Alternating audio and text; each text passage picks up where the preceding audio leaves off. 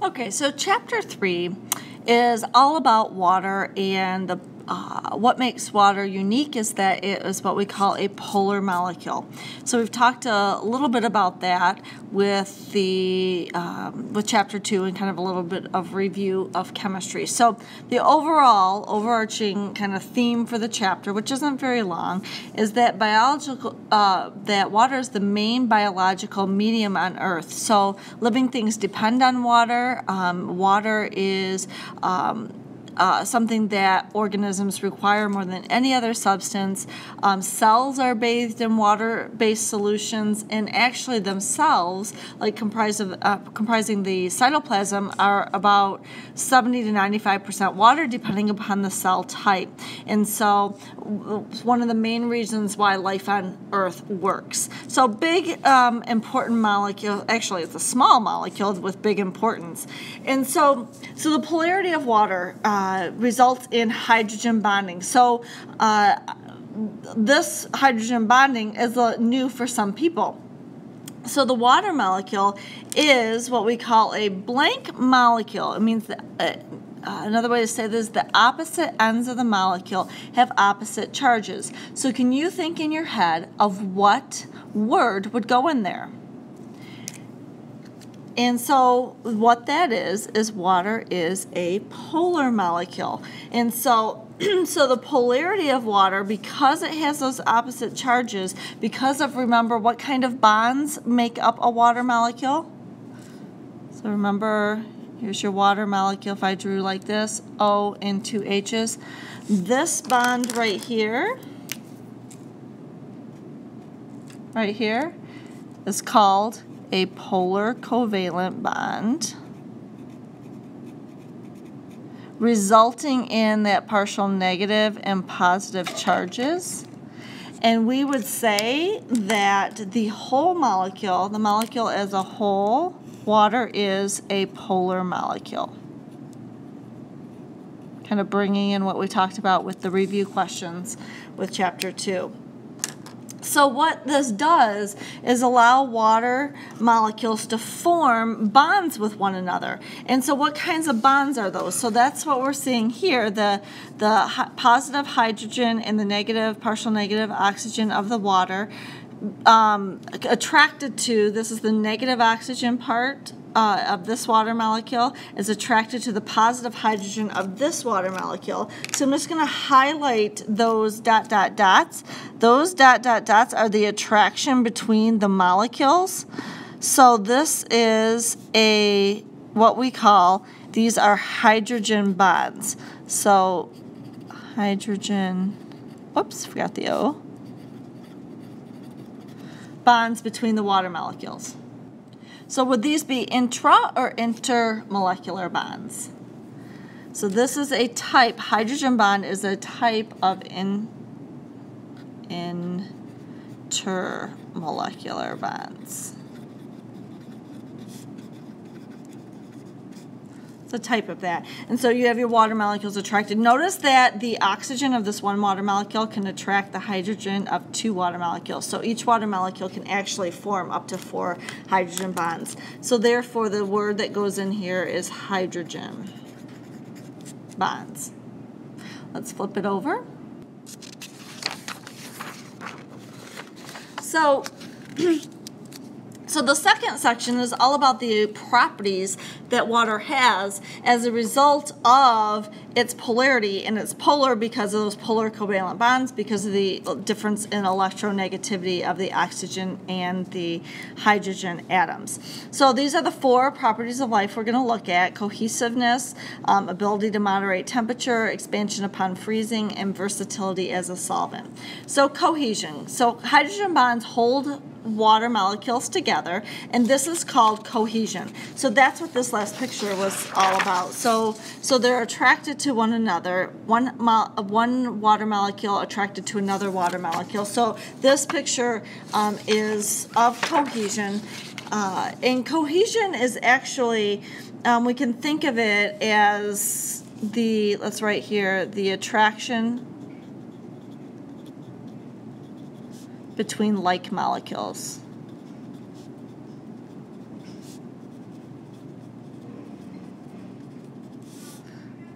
i.e. water to water, like that previous picture.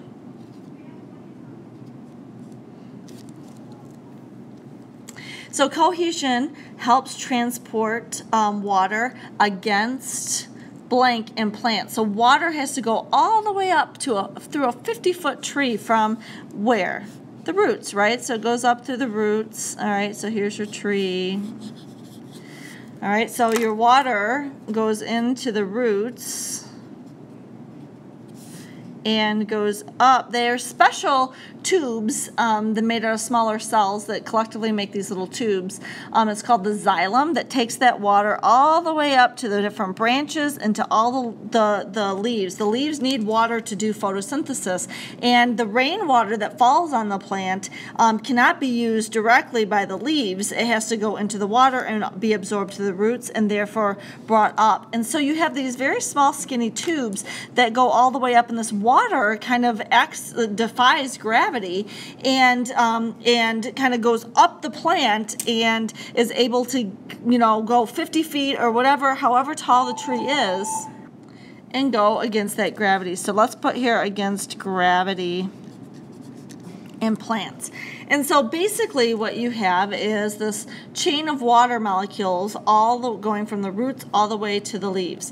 And then another thing that helps with this is the opposite of cohesion. The opposite of cohesion is when a molecule like water is attracted not to like molecules. So here the key word was like molecules. This is different molecules than themselves. And so this is the opposite of cohesion. I wonder if you know. You can think in your head what you would put there. It starts with an A, and it is adhesion. Adhesion is opposite of cohesion. So another way to say that is attraction between unlike molecules.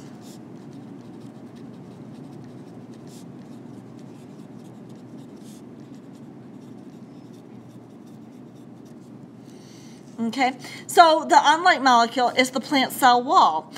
So these cells that make up this tube system to get this water up the plant helps, the water actually is attracted to it and therefore helps to counteract gravity. And so that's what this picture here is showing you. Here's your big long big tree here. And you get, these are the tunnel systems that I was talking about, made out of different cells. So one cell kind of has tunnels that connects it to another cell. So I'm going to use orange, it'll come up. So this is one cell right here, one cell right here, and then this is another cell. So if I draw that over here, it kind of looks like this, where there's holes that connect one cell to another. So you have this in another cell. So this is cell 1, cell 2, and then collectively these cells make up the tubing system that I was talking about. So then when we look at over here, the water molecules that are traveling from the roots all the way up to the top of the tree, what you end up having is these water molecules. There's one water molecule, and this is going to be attracted to, let's use a different color here, with the hydrogen bonds, the positive of one to the negative of another water molecule, and so on and so forth. And you get this chain, and so I can draw here another hydrogen bond here, and we can say here's the HOH. All right, and so you get this chain of water molecules, and so the water molecules are attracted to one another to form this like train all the way from the roots all the way to the top of the plant, but also they adhere or are attracted to the cell wall. So the cell wall must have a what? A charge, right? Because these polar molecules that have a positive and negative end are only going to be attracted to other things that have a charge. If something doesn't have a charge, it's not going to be attracted to it. Kind of like a magnet. A magnet, if you have a magnet and you try to, make it adhere and be attracted to paper, it doesn't work and so the same thing is true for polar molecules like water and non-polar molecules. And so therefore there's an attraction, so they're kind of adhering or sticking to the sides, which help them to not go back down and have gravity pull them, as well as the chain. One other thing that helps is at the very top of the plant, the water molecules eventually, if my arm right here is the branch, and so the water molecules go up through the branch and my hand is the leaf, all right, those water molecules get to the leaf. The leaves actually have little holes that open and close, and so some water evaporates out of there. So therefore, whenever those holes are open and some water escapes, guess what? That water molecule that escapes was attached to another molecule, which is attached to another molecule, and so on. And so as water escapes from the leaves, it kind of pulls the chain of water molecules up, and some of those water molecules can diffuse and go into cells and be used for processes like photosynthesis, and so on. And another example of cohesion and how it affects living things besides plants is this idea of surface tension. So that's down here below the picture. So surface tension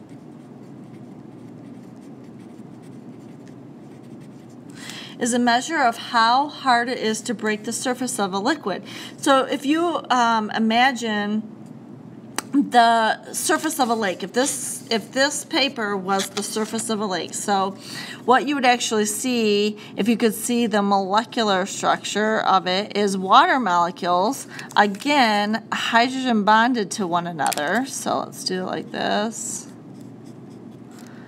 and like this, and the O, and H, and then let's say another water molecule here, and the O and the H would be hydrogen bonded together, and the O and the H here, let's say, because remember, O is combined with the hydrogen of two different water molecules. So therefore, these are hydrogen bonds. So this is one water molecule bonded to another, and bonded to another. So that's the hydrogen bonds, remember? And then these were the polar covalent bonds, the bonds between the atoms that make up the molecule. And so the water molecules have these hydrogen bonds, and imagine that they're all bonded together on the surface. And so this is why some bugs can actually walk on water and so on. So their legs, they spread their weight over the water so that it does not break the hydrogen bonds, and the hydrogen bonds can actually support them, and so they can sit and walk on the water. And so example would be there's bugs like water striders and so on that can do that. And so therefore surface tension is related to cohesion. How? Because the water molecules are attracted to one another, creating that tension that then supports the weight of the insect. All right, so that's another real life connection back to cohesion. So then the second one is moderation of temperature. And so if we go back here, there's four things: cohesive behavior and ability to moderate temperature. So water absorbs heat from warmer air and releases stored heat to cooler air. And so therefore helps to moderate Earth's temperature. So it can absorb or release large amounts of heat with only a slight change in its own temperature. And so what happens is that you have, again, the surface of water, and you have, let's say, the sun beating on it all day, and so therefore usually what happens is the molecules begin to move quicker, the kinetic energy gets quicker, and so eventually those water molecules may evaporate, but what happens is the water, as a body of water, can can absorb large amounts of heat because of these hydrogen bonds here. So therefore that resists that movement and that kinetic energy because they have these hydrogen bonds between the water molecules, and therefore the water molecules, it takes a larger amount of heat to be able to get that kinetic energy to break those bonds and therefore get the temperature to increase. So it can absorb a large amount of heat. And so let's talk about that here with what the difference or the connection between heat and temperature. So kinetic energy, I just used that word, and I'm assuming that you remember that from somewhere in your schooling, is that it's the energy of motion, so that movement. And then heat is a measure of the total amount of kinetic energy due to molecular motion. And so then the temperature actually measures the intensity of the heat. So it's a way to measure the amount of heat, all right, which then is the total amount of kinetic energy.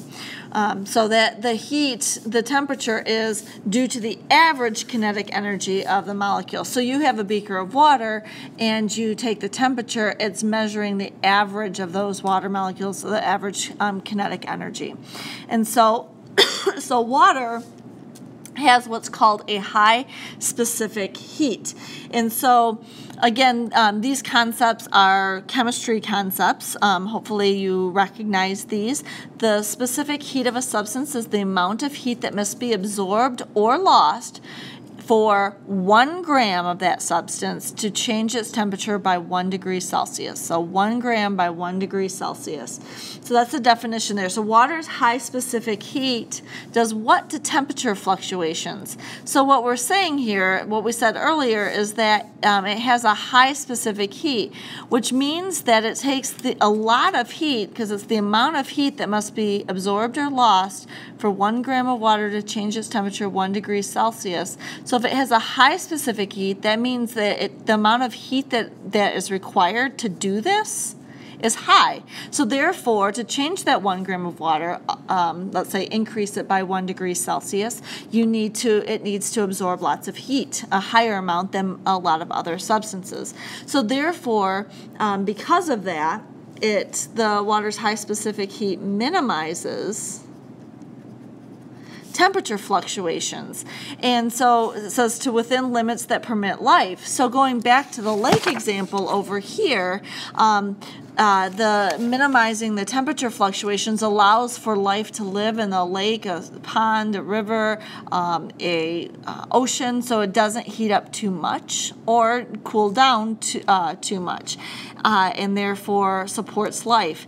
Inside of a body, we're made up of lots of cells, and as I said earlier at the very beginning, that most cells are between 70 and 95% water, and so therefore us being a water-based organism and having that as a high quantity of what we're made of helps us to minimize temperature and therefore helps to maintain homeostasis, means a constant internal environment, and keeps our temperature roughly the same. We're going to see that that is super important for chemical reactions and things that speed it up. Little things called enzymes work in specific temperature ranges, and so we can't fluctuate too much in temperature, or else those very important chemical reactions aren't going to happen to keep us alive. So, with this also relates this concept of evaporative cooling. Evaporative comes talking about evaporating. So water goes from a liquid to a gas and is evaporating. The cooling part meaning that when water evaporates from a substance, it cools the substance, whatever it is that it's evaporating from, down. So evaporation, substance goes from a liquid to a gas. And so this heat of vaporization, so we just talked about the high specific heat, and this is heat of vaporization, is the heat a liquid must absorb for 1 gram of it to be converted to gas. So how much heat does water need to absorb for 1 gram of it to be converted to gas? And so what happens is as a liquid evaporates, its remaining surface cools. a process called evaporative cooling. So therefore, this process helps stabilize temperatures in both organisms and bodies of water, because as water evaporates from those organisms or from that body of water, kind of the hottest water molecules evaporate and therefore cool the organism or the body of water. What's left is the cooler molecules. And so we do this with the organisms. Can you think of an example with that? This is where sweat comes in. So sweat is an example of us using water in this process of evaporative cooling to cool us down. And so that's helpful for us and to maintain that constant temperature, to stabilize that temperature. Bodies of water are insulated by the fact that water is less dense as a solid than as a liquid, and so that's different than a lot of other liquids. So ice floats in liquid water because, why? Because the hydrogen bonds in ice are more quote-unquote ordered, making ice less dense than the liquid. So why is this important? So let's look at this. This picture here shows you two things. It shows you ice, and if we were to look at the same part of water, the same area, I should say, of water, so a circle, and the circles are the same size, and this is liquid water. And these guys here, this is a water molecule. So here's your oxygen, here's your two hydrogen. So that's one water molecule, another water molecule, and so on. If we look in the same amount of area, which one has more water molecules? The liquid, right? It has a whole bunch more water molecules. The water molecules are closer together than in the ice. So what happens is when the temperature cools down, it kind of crystallizes the ice, and so the water molecules, there's more space between the water molecules, and so so we call it the bonds are more ordered. These are like a little bit more haphazard, and so it's more orderly, and there's more space in between them, and so in that same amount of area, there's less water molecules than here, and that's the definition of density, the mass per volume, and so there's less mass per volume, this is the space, the circle, than here, and therefore if you put ice into liquid water, the less dense substance floats. All right, so if ice sank, why is this important for living things? Because if ice sank, all bodies of water would eventually freeze solid, making life impossible on Earth. And so why would that? Because what it actually really does is it insulates bodies of water. So what happens is you have this liquid water, all right, and you have the little fish swimming down here. And in the wintertime, this part freezes, and because when it freezes it's less dense, it's floating. It doesn't freeze all the way down, so this acts as an insulation from the cooler air up here. So this water, while it gets colder than in the summertime, it's not going to get cold enough to freeze, and all these guys down here, all the life, can actually make it and survive through the wintertime. So very, very important for living things. All right, and so then the very last thing that we have here is that water is sometimes called the solvent of life. So a solution is a liquid that is homogeneous. It's a homogeneous mixture of substances, meaning that it's mixed around equally. The solvent is the dissolving agent of a solution. So for instance, if you were making Kool-Aid with that flavored sugar, you pour the powder into water. So water would be the solvent. The Kool-Aid would be what you're dissolving, and so that would be called, if we look over here, the next page, anybody know? The solute is the substance that is dissolved. And water is a great solvent that can dissolve a lot of different solutes. So we call it a versatile solvent because it can, like I said, dissolve many things. And the reason why is due to its polarity. So we call it an aqueous solution. It's one in which water is the solvent. So whenever you see aqueous, like in future chapters, we'll see that word, and so you know that that pertains to a water-based solution. So water is an effective solvent because it readily forms hydrogen bonds with anything that has a charge. And so what happens is when an ionic compound is dissolved in water, each ion is surrounded by a sphere of water molecules, which is what we call a hydration shell. All right, so when we look at that, let's look at this picture here to illustrate this hydration shell. So on this picture, let's say that this right here, let's color code here, this is a sodium ion. So what you're seeing here is down here a chunk of salt. So like when you, down here, a chunk of salt in water. And so that chunk of salt will eventually dissolve so that you can't see it. And so salt is NaCl. Salt is an ionic compound. It's NaCl. There are two ions that are attracted, and so Na is the positive ion, Cl is the negative ion. So what you're seeing here is this chunk, how this relates to this picture here. So I put the chunk of salt in blue here, and I'm going to outline it here. So this is your chunk of salt. So right here is your salt. And so what you have here, let's do Na is red and Cl is green. All right, so here we have Na is red. So Na is all the smaller ones. So this is all your Nas, and then your larger ones, these guys are all your Cl. So this is an NaCl, but then they're attracted to the next NaCl, all right? And so therefore you get this crystal. So these are, it's kind of hard to see, all these are green right here. And so you have a bunch of NaCl's collectively making your crystal of salt.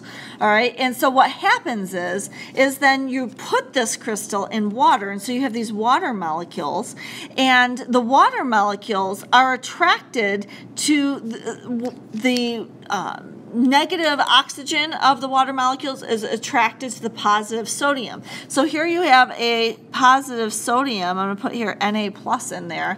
So this Na plus was part of this. And so what happens is these water molecules come and the negative oxygen start being attracted to the positive sodium and kind of surrounding it and eventually dislodge that from the rest of the salt crystal. And so here you have the Na plus, and so notice here all the negative oxygens, so these are all negative oxygens are attracted to the sodium, and so therefore form a little bubble around it. That's the sphere, all right, that we're talking about, surrounded by a sphere of water molecules. That's what we call a hydration shell. And so then notice for the chlorine atoms that are negative, that are part of this salt crystal, the water molecules work on them, but it's the hydrogen parts that are attracted to it because the chlorine is negative, so the hydrogen is attracted to them and works them and eventually dislodges those. And so this is, I'll put here a Cl minus, this little guy here, so this is your green, has the negative charge, and notice all the little hydrogens of all the water molecules are attracted to it, forming and surrounding it. So this Cl is no longer bonded to the rest of the salt crystal. And so what happens is these water molecules will continue to act on this salt crystal, dislodging the Na and Cl one at a time until eventually you can't see the salt crystal anymore. Why? When that's the case, all of the sodium and chlorine ions have been surrounded by the water molecules and therefore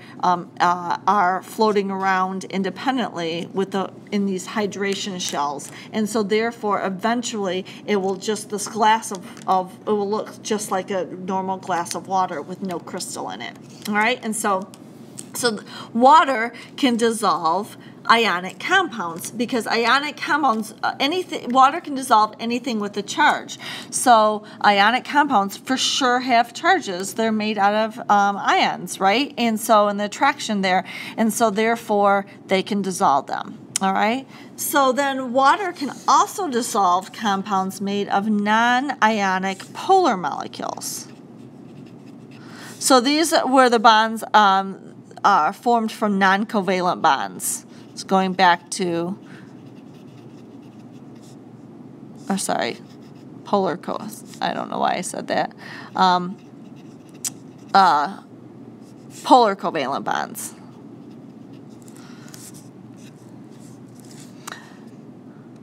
So even large polar molecules such as proteins can dissolve in water if they have ionic and polar regions. So what this means is up here, polar molecules, anything that's polar, anything that has a charge. So in the Chapter 2 review pictures, ammonia was a molecule that was made from polar covalent bonds.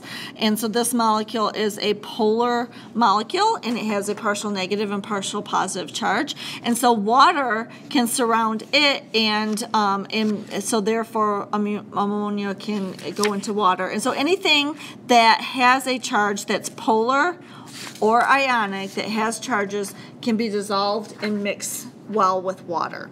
And so proteins, we're going to learn more about those in Chapter 5. As long as they have ionic and polar regions, so you can have a big molecule. This is what you're seeing here is all the little atoms that the molecule is made up of. Let me show you here. I'm going to show you a colored picture here so that you can see. So all of these little balls here represent different atoms, and so they're all bonded together to form this large molecule. And so as long as, if we look here, that's this part of your picture here, is this part here.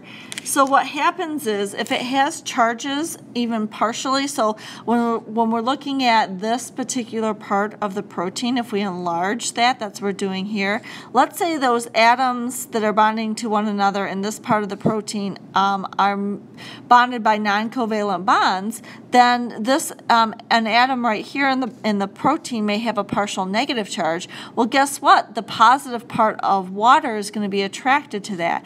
And then over here, if you have an atom that has a partial positive charge because of the unequal sharing of electrons, then the negative part of the water is going to be attracted to. All right, so I wrote here that this hydrogen of water is attracted to the slight negative charge on the protein.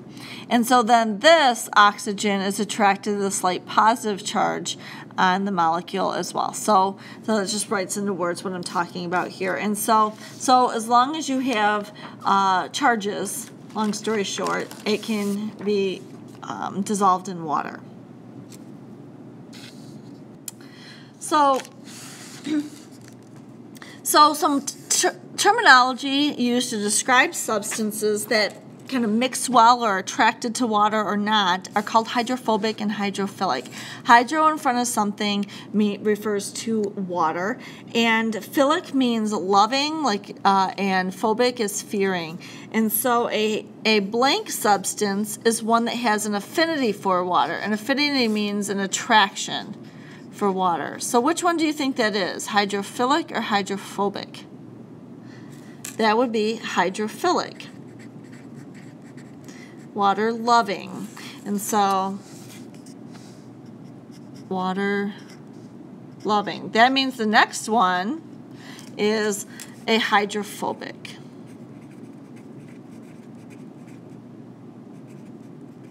Is one that does not have an affinity for water. And so let's put here water fearing.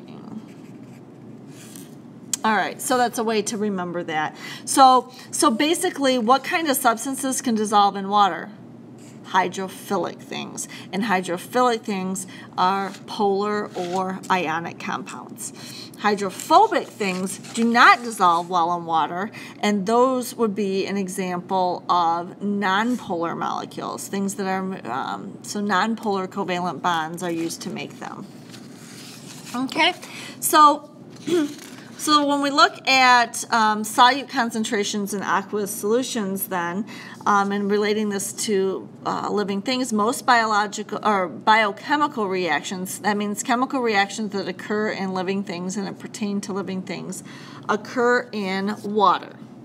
Because remember, we're a water-based solution. Our cells are in water, bathed in water, a water-based solution, and inside the cells, the cytoplasm, water-based solution. So chemical reactions depend on collisions of molecules and therefore on the concentration of solutes in the aqueous solution. So when two molecules are going to react, they don't go, ooh, we need to go find this other molecule and come together and have this reaction occur. So therefore, in a cell, if a reaction is going to occur, the molecules have kinetic energy, so they're just bouncing around. It's totally random.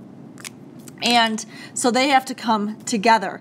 And then once they come together, then that reaction can occur. So when it says it depends on the concentration of solutes in aqueous solution, the concentration is how many of those molecules do you have in a given space. And so inside your cell, if you only have one molecule of a substance and not one of the other, the chances of those coming together and that chemical reaction occurring is pretty slim. And so the rate of reaction, how many reactions occur per second or whatever, it's going to be super low or zero. So then if you have a higher quantity of those solutes and they're moving around, and if you have and they have a greater chance of colliding, and therefore the rate of reaction will increase. So that's what that means, how it depends on collisions and therefore the concentration of solutes in the solution.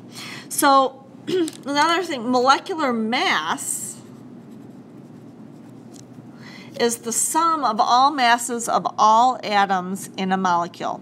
So when you look here at H2O, I'm going to have you see if you can figure out the molecular mass. You'll have to use your periodic table if you don't know the individual masses of hydrogen and oxygen. So what I'd like you to do is try and figure that out. I'm not going to tell you the answer.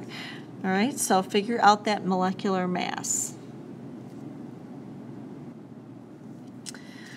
All right, the number of molecules are usually measured in something called a mole. So they're measured in moles. And in chemistry, you probably celebrated Mole Day with 1 mole being 6.02 times 10 to the 23rd molecules. So what does that mean?